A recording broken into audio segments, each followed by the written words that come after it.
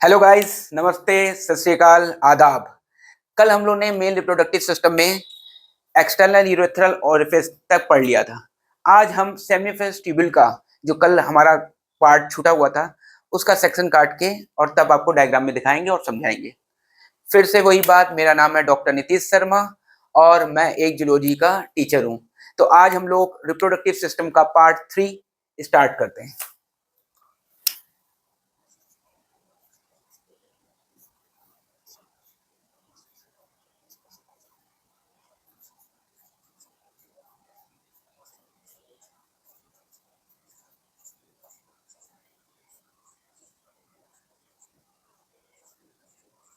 Diagram बनाएंगे, diagram के साथ ही साथ समझते जाएंगे सेमिनिफरस ट्यूब्यूल को।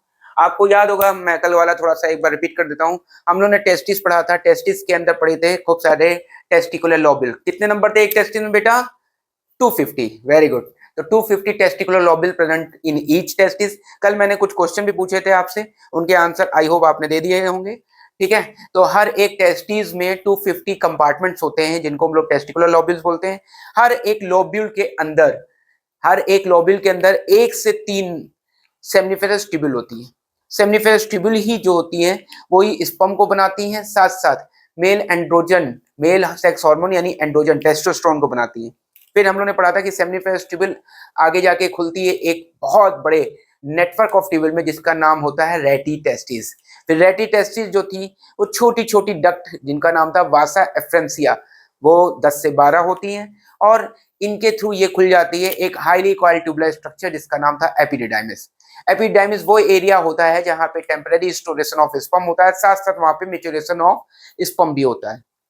और फिर एपिडिडाइमिस खुल जाता है एक लॉन्ग डक्ट में जिसका नाम है वास डिफरेंस। फिर हम लोगों ने पढ़ा था वास डिफरेंस इंग्विनल कैनाल के थ्रू एब्डोमेन में जाती है और यूरिनरी ब्लैडर के ऊपर से लूप बनाती हुई चली जाती है नीचे। और फिर उसके बाद हम लोगों ने पढ़ा था यूनिफ्रेस जो वास डिफरेंस है वो सेमिनल वेसिकल के साथ मिलकर इजैकुलेटेड डक्ट बनाती है और फिर वो ओपन हो जाती है, वो एक्सटेंड करके बनाती है यूरेथ्रा। फिर हमने पढ़ा था यूरेथ्रा की बाहर की ओपनिंग जिसका नाम था एक्सटर्नल यूरेथ्रल ओरिफिस। तो इतनी बातें कल हम लोग पढ़ चुके हैं। अब आज हम लोग उसी में ही सेमनिफरस ट्यूब्यूल जो था उसका ट्रांसफर सेक्शन बनाने जा रहे हैं। तो ट्रांसफर सेक्शन बनाने के लिए मैं सबसे पहले क्या करता हूँ, उसका एक आउटलाइन बना देता हूँ।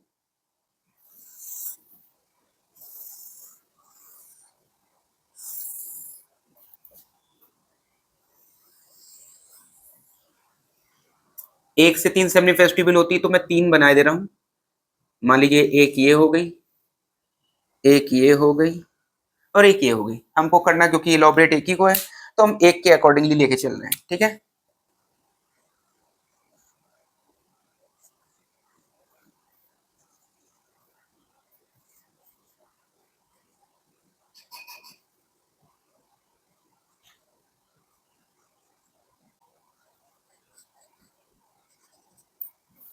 तो बेटा जल्दी जल्दी डायग्राम बना लीजिए आप लोग।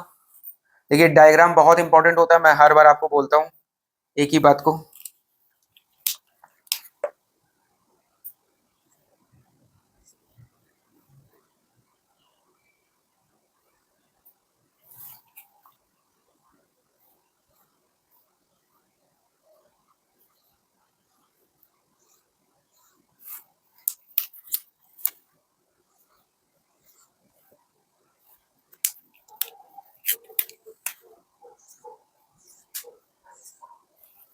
देखिए ऐसा ही डायग्राम सब जगह है, मैं सबको नहीं दिखला रहा हूँ। ठीक है, अब हम थोड़ा सा लेबलिंग करते हैं।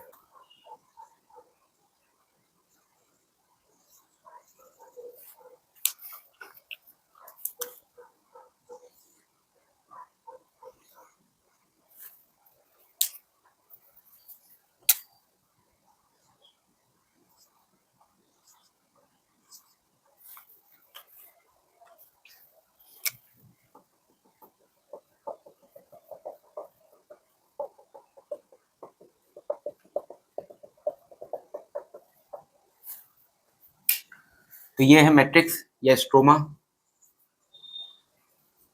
या ग्राउंड सब्सटेंस, सब बातें एक ही रहती हैं। ठीक है, ये है बेटा कौन सी? सर्टोली सेल, इसी को नर्स सेल भी बोलते हैं, इसी को सस्टेंटिकुलर सेल भी बोलते हैं।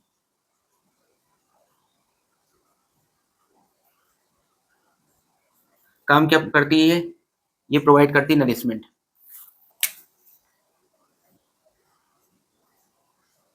प्रोवाइड नरिशमेंट किसको? To sperm. ठीक है बेटा, ये अंदर जो ब्लू कलर के हैं ये स्पर्मेटोजोआ है, यानी डेवलपिंग स्पर्म। फिर ये है स्पर्मेटिड, फिर ये है स्पर्मेटोसाइट, और ये है स्पर्मेटोगोनिया। इनकी डिटेल बाद में हम बताएंगे आपको जब स्पर्मेटोजेनेसिस पढ़ाएंगे। ठीक है, फिर ये है बेटा लैडिक सेल। लैडिक सेल, इसी को हम लोग इंटरस्टिशियल सेल भी बोलते हैं। ठीक है, ये जो है ब्लड वेसल्स है।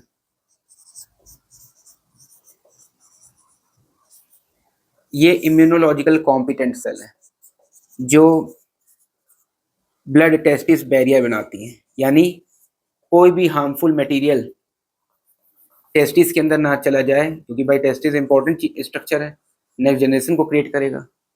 तो इसीलिए ये सेल्स जो होती हैं ये उनको बचाती हैं, इम्यूनोलॉजिकल कॉम्पिटेंट सेल। ठीक है, तो और ये क्या मैंने गोला बनाया है, ये है सेमनीफेरस ट्यूब्यूल। ये भी क्या है? Seminiferous tubule.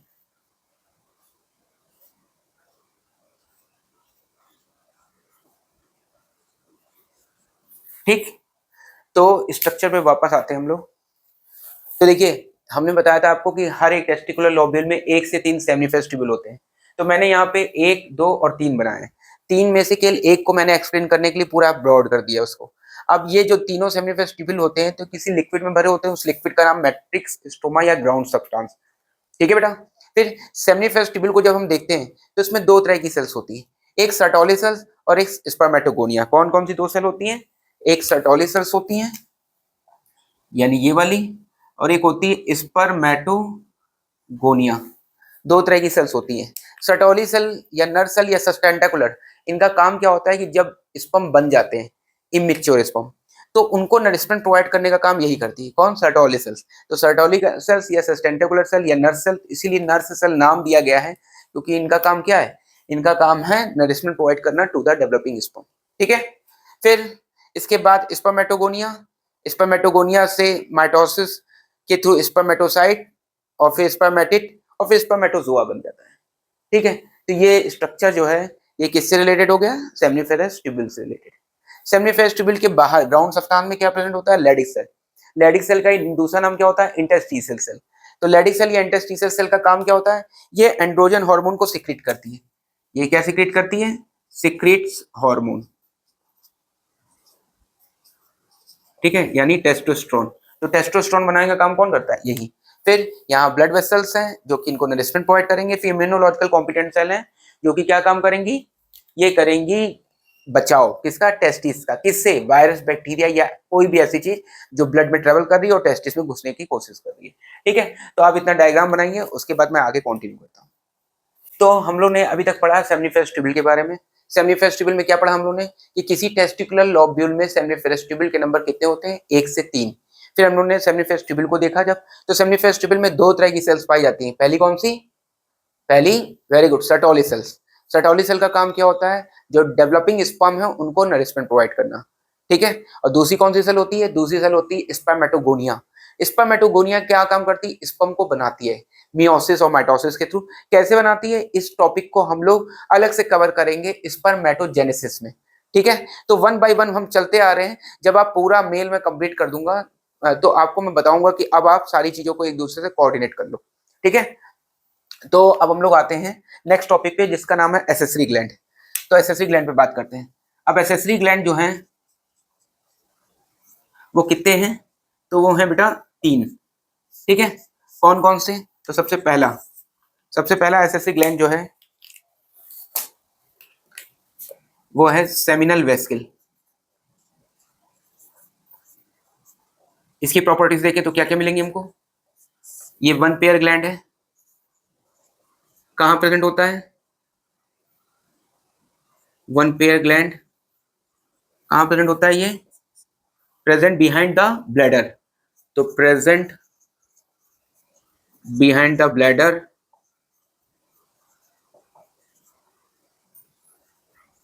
ठीक है।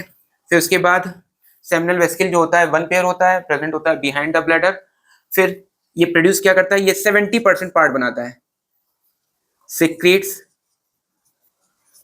70% part of total semen. Total semen का कितना परसेंट पार्ट बनाता है बेटा, 70%, ठीक है। और इसके अंदर प्रेजेंट क्या होता है, सिक्रेट्स फ्रक्टोज।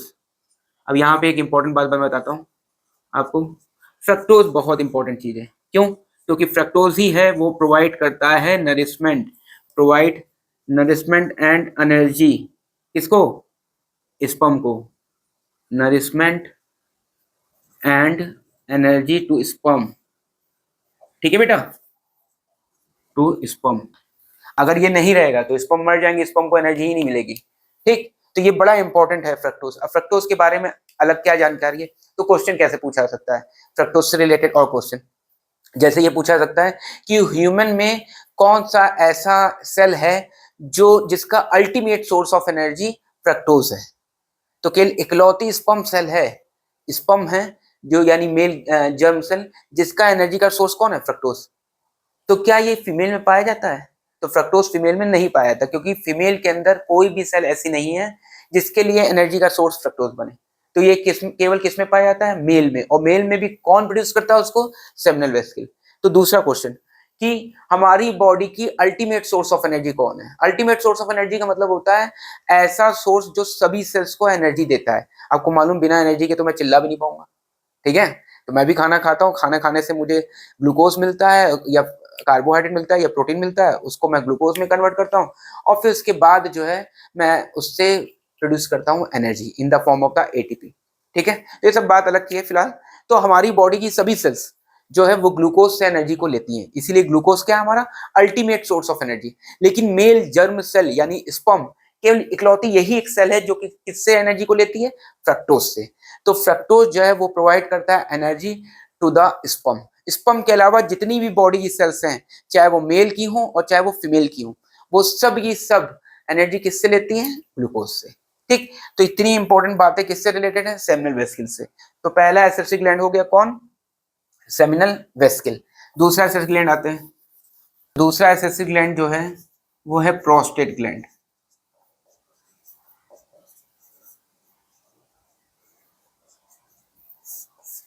प्रोस्टेट ग्लैंड, इसके क्या क्या की पॉइंट्स हैं उसको देखते हैं हम लोग। तो प्रोस्टेट ग्लैंड सिंगल है, सिंगल या अनपेयर्ड ग्लैंड है, ठीक है। कहाँ प्रेजेंट होता है बेटा, ये present below the bladder, below the urinary bladder. Bladder का मतलब यहाँ पे क्या होगा, यूरिनरी ब्लैडर, ठीक है बेटा। फिर उसके बाद ये क्या प्रोड्यूस करता है, secret prostatic fluid.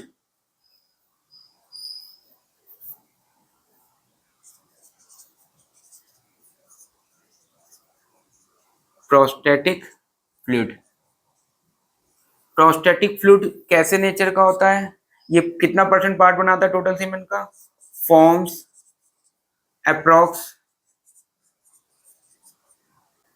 30% part of total सीमेन,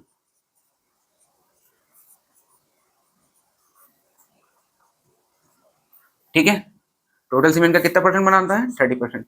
और ये क्या प्रोवाइड करता है, एल्कलिनिटी, एल्कलाइन नेचर का। भाई तुम लोग को मालूम होगा कि स्पर्म जो होते हैं वो एसिडिक मीडियम में कभी सर्वाइव नहीं कर सकते, इसीलिए मीडियम ऑलवेज कैसा होना चाहिए, एल्कलाइन। तो एल्कलाइन मीडियम कौन प्रोवाइड करता है, यही प्रोस्टेट ग्लैंड,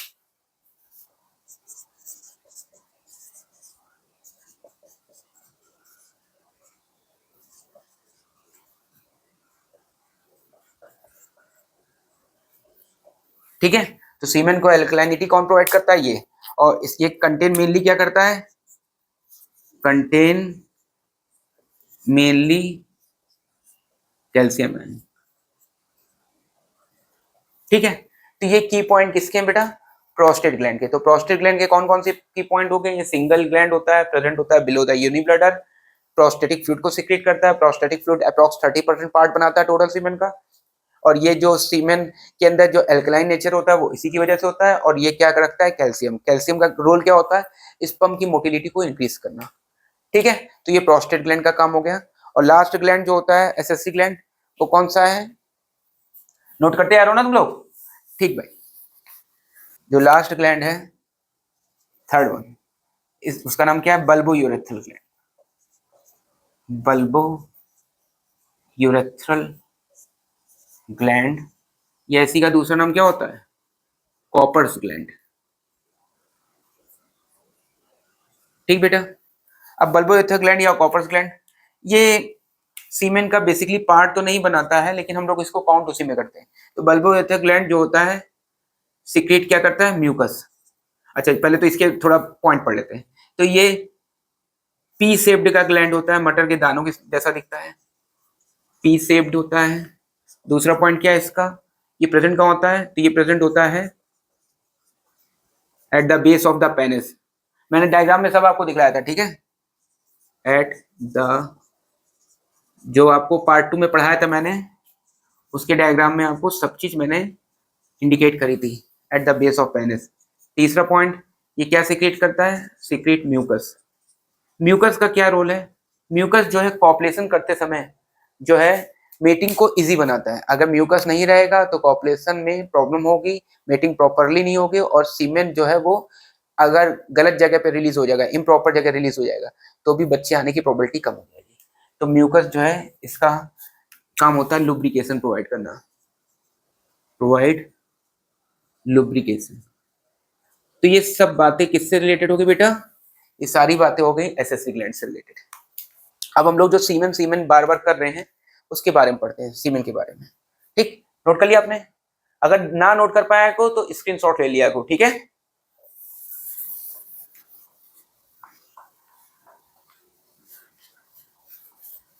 टाइम कम है हमारे पास और पढ़ना हमको बहुत है, ठीक है।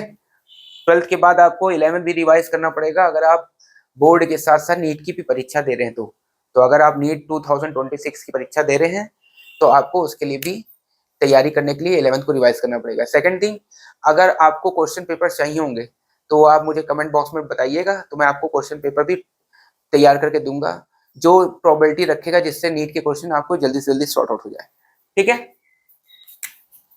अब नेक्स्ट आते हैं हम लोग टॉपिक को, सीमेन।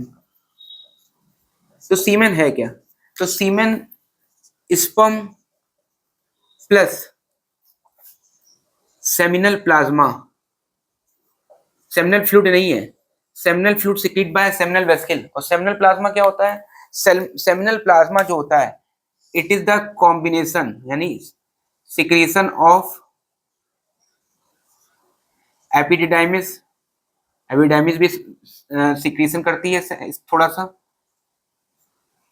एनसीईआरटी की सारी लैंग्वेज है बेटा, आप ढूंढेंगे तो वास्ट डिफरेंस।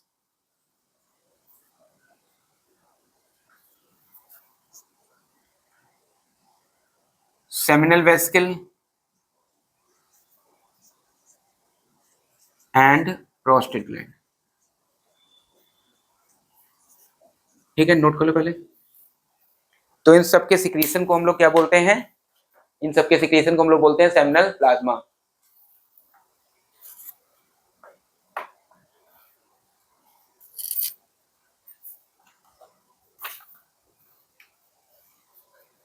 ठीक है, अब आगे देखते हैं। तो सीमेन की क्वांटिटी कितनी होती है पर एजाकुलेशन, तो पर एजाकुलेशन क्वांटिटी होती है 2.5 से लेकर 5 ml पर इजाकुलेशन, यानी एक बार अगर इजाकुलेट करवाते हैं हम लोग तो उससे 2.5 से लेकर 5 ml। फिर पीएच कितना होता है, पीएच होता है एल्कलाइन यानी 7.4 अप्रोक्सीमेट, ठीक है।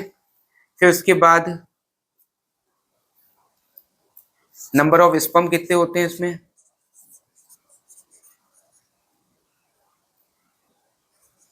नंबर ऑफ स्पर्म होते हैं 200 to 300 मिलियन स्पर्म। नोट कर लो, ठीक है, कितनी बार नोट होगी आपकी? 200 to 300 मिलियन स्पर्म। ठीक, ये पर इजैकुलेशन की सारी बातें हो रही हैं। अब यहाँ पे क्वेश्चन एक कैसा पूछा जाता है कि अगर कोई आपके पास बंदा आता है, मान लो आप डॉक्टर बन जाते हो, डॉक्टर बनने के बाद किसी बंदे को इनफर्टिलिटी की प्रॉब्लम है कि नहीं है मेल में, तो आप कैसे चेक करोगे? तो आप उसकी सीमेन एनालिसिस करवाते हो। सीमेन एनालिसिस में आप सीमेन को लेते हो, उसमें स्पर्म को चेक करते हो। तो स्पर्म में क्या चेक करेंगे हम लोग कि कितना, इतने स्पर्म में से कितने स्पर्म जो होते हैं ठीक रहें या मोटाइल रहें, जिससे वो नॉर्मल फर्टाइल पर्सन कहलाए। तो अगर कोई नॉर्मल फर्टाइल पर्सन है तो फॉर नॉर्मल फर्टाइल मेल 60%, इनका जो 60% यानी 200-300 मिलियन का 60%, तो 60% sperm have normal shape and size, normal shape and size, and 40% of them, यानी 60% का 40%, ठीक है, 40% of them should have vigorous motility।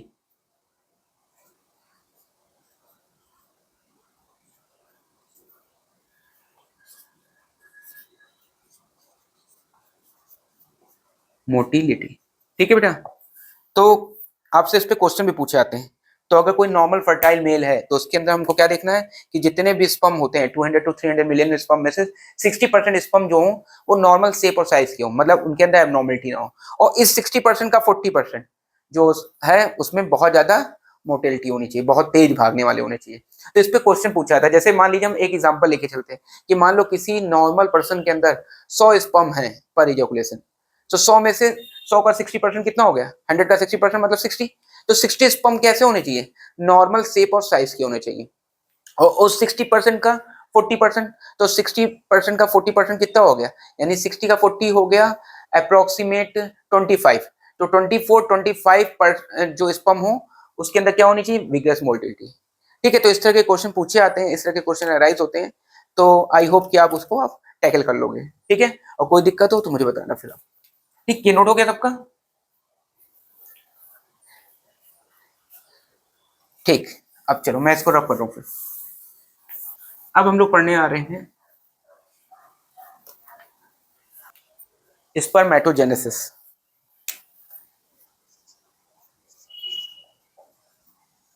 क्या होता है स्पर्मेटोजेनेसिस भैया? तो स्पर्मेटोजेनेसिस का मतलब होता है स्पर्म का जनरेशन। मैंने आपको जेनेसिस वर्ड पहले ही बताया था। तो स्पर्म का जनरेशन यानी स्पर्मेटोजेनेसिस। जब स्पर्म जनरेट हो यानी प्रोड्यूस हो तो उसको स्पर्मेटोजेनेसिस बोलते हैं, ठीक है। अब स्पर्मेटोजेनेसिस में देखते हैं, अकॉर्डिंग टू एनसीईआरटी लेके चल रहे हैं, ज्यादा नहीं उसको डिस्कस करेंगे, ठीक है। तो सबसे पहले बनता है स्पर्मेटोगोनिया।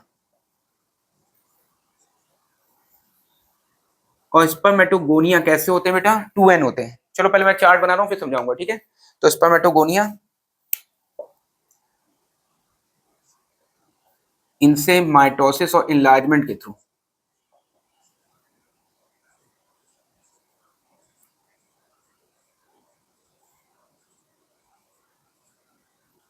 इनलार्जमेंट के थ्रू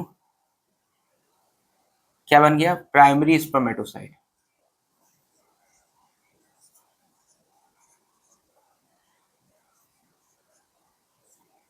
ठीक है, फिर प्राइमरी स्पर्मेटोसाइट्स में मियोसिस फर्स्ट हुई। और आपको मालूम मियोसिस फर्स्ट कैसा डिवीजन होता है? Reduction division. यानी स्पर्म के क्रोमोसोम के नंबर क्या हो जाते हैं? कम हो जाते हैं।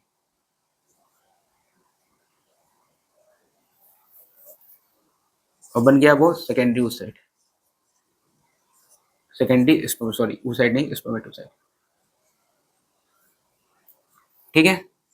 फिर सेकेंडरी स्पर्मेटोसाइट से क्या बन गया? स्पर्मेटिड। अभी यही चीज हम लोग ने डायग्राम के थ्रू देखी थी सेमिनिफरस ट्यूबल की। और इससे क्या बन गया? स्पर्मेटोजोआ, ठीक है। तो अब एक एक करके देखते हैं। स्पर्मेटोगोनिया कैसा होता है, 2n होता है, 2n मतलब डिप्लॉयड। फिर माइटोसिस इनलार्जमेंट के थ्रू उसने 2n यानी माइटोसिस हो रही है, माइटोसिस हो रही है तो नंबर ऑफ क्रोमोसोम तो चेंज होंगे नहीं, उसके थ्रू क्या बन गया, प्राइमरी स्पर्मेटोसाइट। फिर मियोसिस फर्स्ट के थ्रू क्या बना, सेकेंडरी स्पर्मेटोसाइट। तो सेकेंडरी स्पर्मेटोसाइट क्या हो जाएगा, एन यानी हैप्लॉइड। हैप्लॉइड और डिप्लॉइड क्या होते हैं कि मान लीजिए नहीं, हमारे अंदर 46 क्रोमोसोम होते हैं हर एक सेल में, तो स्पर्मेटोगोनिया में कितने क्रोमोसोम है बेटा, 46 यानी डिप्लॉइड नंबर।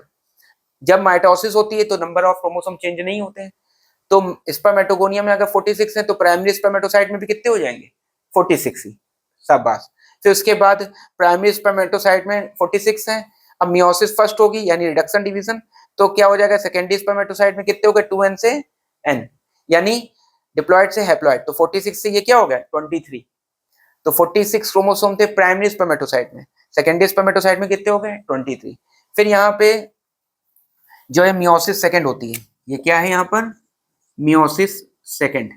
मियोसिस सेकेंड में कोई चेंजेस नहीं आते क्रोमोसोम पर, तो अगर n ये है तो n ये भी हो जाएगा, यानी 23 क्रोमोसोम इसमें भी, सेकेंडरी स्पर्मेटोसाइट में भी, और 23 क्रोमोसोम किसमें हो जाएंगे, स्पर्मेटिड में। फिर स्पर्मेटिड से स्पर्मेटोजोआ का बनना एक मॉडिफिकेशन है, और उस मॉडिफिकेशन के लिए प्रोसेस यूज करते हैं हम लोग स्पर्मियोजेनेसिस। क्या नाम होता है उसका, स्पर्मियोजेनेसिस। और इससे क्या बन जाएगा, हैप्लॉइड स्पर्मेटोजोआ। ठीक है, अच्छा ये स्पर्मेटोगोनिया से प्राइमरी स्पर्मेटोसाइट का बनना, एक और नाम देते हैं इसको, स्पर्मेटोसाइटोजेनेसिस। ठीक है, लेकिन नाम बड़े इजी हैं, आपको टिपिकल लग रहे होंगे लेकिन इजी हैं। देखिए सबसे पहले तो स्पर्मेटोगोनिया, ये मेन स्ट्रक्चर है जिसको हम लोग ने सेमिनिफेस्ट ट्यूबल में पढ़ा था। स्पर्मेटोगोनिया से स्पर्मेटोसाइट की जेनेसिस, स्पर्मेटोसाइट की जेनेसिस यानी स्पर्मेटोसाइटोजेनेसिस, जिससे क्या बन जाएगा, स्पर्मेटोसाइट। तो ये क्या है स्पर्मेटोसाइट, कैसे बनता है, माइटोसिस के थ्रू, इनलार्जमेंट के थ्रू। ठीक है, और ये प्राइमरी स्पर्मेटोसाइट बना। प्राइमरी स्पर्मेटोसाइट मियोसिस फर्स्ट करके किस में कन्वर्ट हो गया, सेकेंडरी, मतलब क्या बनाएगा, डिवीजन करके सेकेंडरी स्पर्मेटोसाइट।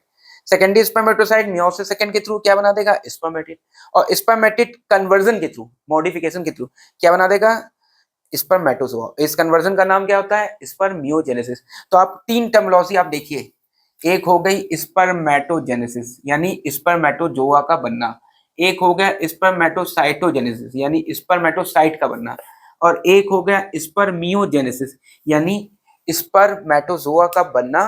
किससे, लेकिन मॉडिफिकेशन के थ्रू। कौन कन्वर्ट होता है, स्पर्मेटिड कन्वर्ट होता है स्पर्मेटोजोआ में। ठीक है, तो इतनी बातें जो थी वो किससे रिलेटेड है, स्पर्मेटोजेनेसिस के। तो स्पर्मेटोजेनेसिस में क्या होता है, सबसे पहले स्पर्मेटोगोनिया वो माइटोसिस करके क्या बनाता है, प्राइमरी स्पर्मेटोसाइट। इस प्रोसेस को क्या बोलते हैं, स्पर्मेटोसाइटोजेनेसिस। फिर उसके बाद क्या होता है, प्राइमरी स्पर्मेटोसाइट मियोसिस फर्स्ट करता है, मियोसिस फर्स्ट जब कंप्लीट करेगा तो सेकेंडरी स्पर्मेटोसाइट बन जाएगा। सेकेंडरी स्पर्मेटोसाइट जो है वो फिर मियोसिस सेकेंड करेगा और वो कन्वर्ट हो जाएगा स्पर्मेटिड में। स्पर्मेटिड मॉडिफाइड होकर कन्वर्ट हो जाता है किसमें, स्पर्मेटोजोआ में। तो इस तरीके से ये पूरा प्रोसेस क्या कहलाता है बेटा, स्पर्मेटोजेनेसिस। बात सबको समझ में आ रही है, तो ये प्रोसेस हो गया स्पर्मेटोजेनेसिस। ठीक है, इसमें और कैसे क्वेश्चन पूछे जाते हैं कि मान लीजिए 5 स्पर्मेटोसाइट हैं, 5।